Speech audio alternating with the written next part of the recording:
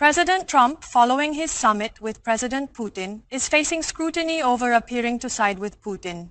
Tomorrow at dawn, he's set to meet Ukrainian President Zelensky as European leaders gather in Washington amidst this tense atmosphere. The plan is to surround the summit and apply significant pressure to ensure that President Trump does not demand concessions solely from Ukraine. Reporting from Washington, Kang Young-gu. President Trump will hold a bilateral meeting with Ukrainian President Volodymyr Zelensky at the White House early tomorrow morning, Korean time.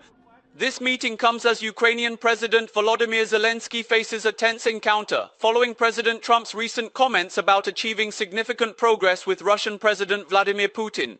A so-called Korean-style resolution is reportedly being considered, in which Ukraine would cede certain territory in exchange for concrete security guarantees provided by the United States.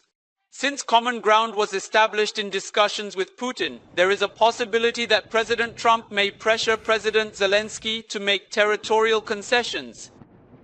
Notably, President Zelensky met President Trump alone at the White House last February and had to leave the meeting hastily under considerable pressure. This time, significant European leaders, including the EU Commission President alongside the heads of state from Germany, France and Italy, are gathering at the White House.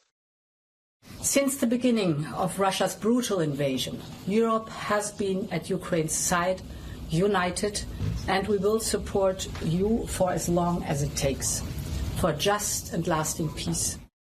1 hour after the Trump-Zelensky bilateral meeting, the presidents are scheduled to meet European leaders for a formal dinner in the White House main building.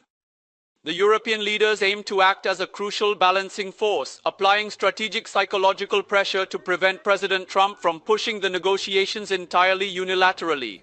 However, some warn that the outcome of the talks could potentially threaten the foundational strength of the transatlantic alliance connecting the United States and Europe.